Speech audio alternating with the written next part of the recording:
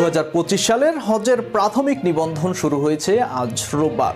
ধর্ম মন্ত্রণালয় জারি করা পরিপত্রে এ তথ্য জানানো হয়। এতে বলা হয়েছে, আগের কিংবা নতুন প্রাক নিবন্ধিত যে কোনো ব্যক্তি 3 লাখ টাকা জমা দিয়ে প্রাথমিক নিবন্ধন করতে পারবেন।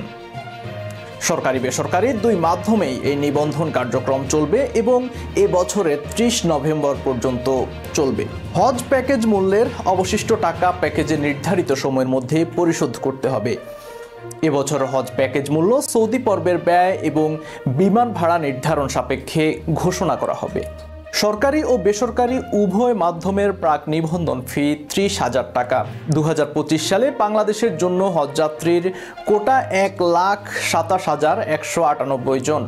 এই কোটা পূর্ণ হলে স্বয়ংক্রিয়ভাবে প্রাথমিক নিবন্ধন কার্যক্রম বন্ধ হয়ে যাবে। হজ কার্যক্রম পরিচালনায় প্রাথমিকভাবে যোগ্য এজেন্সির তালিকা www.hoj.gov.bd এই ওয়েবসাইটে পাওয়া যাবে।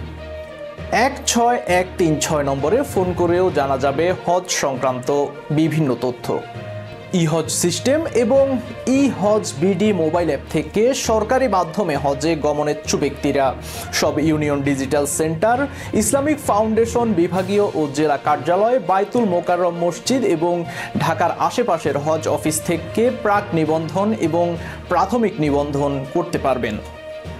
বেসরকারি মাধ্যমে হজযাত্রীদের অনুমোদিত এজেন্সি কর্তৃক প্রাথমিক নিবন্ধন করতে হবে।